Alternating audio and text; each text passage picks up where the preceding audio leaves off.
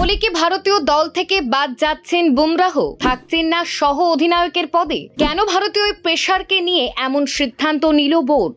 কে হবে নতুন সহ অধিনায়ক? ইংল্যান্ড সিরিজে কাকে পাশে পাবেন রোহিত শর্মা? উঠছে অনেক প্রশ্ন। চলতি আইপিএলে অনেক দেরিতে খেলতে দেখা গিয়েছে ভারতীয় ক্রিকেটের দুর্দান্ত পেস বোলার জসপ্রীত বুমরাহকে।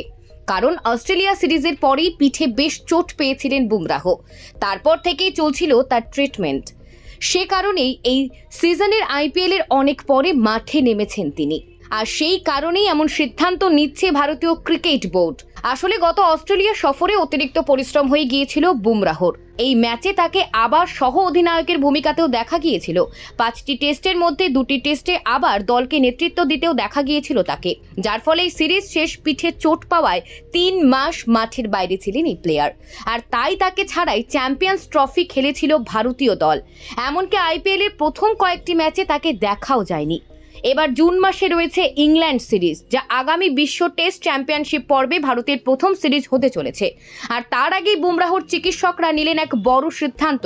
সরাসরি নির্বাচক ও বোর্ড কর্তাদেরকে জানিয়ে দিলেন বুমরাহকে সব টেস্টে খেলানো যাবে না, যার ফলে এই ইংল্যান্ড সফরে সহ অধিনায়ক হিসেবে বুমরাহর নাম থাকলেও এখন অন্য কেউ আসবেন সেই জায়গায়। সহ অধিনায়কের পদ থেকে বুমরাহ বাদ যেতেই সেখানে ঋষভ পন্থ এবং শুভমান গিলের নাম উঠে আসছে। যদিও এই দৌড়ে কিছুটা হলেও ফর্মের দিক থেকে এগিয়ে থাকায় শুভমান গিলের চান্স রয়েছে সব থেকে বেশি। এ বিষয়ে ভারতীয় ক্রিকেট বোর্ডের এক অধিনায়ক জানিয়েছেন তারা এমন একজনকে খুঁজছেন যে কিনা 5টা টেস্টেই খেলতে পারবে।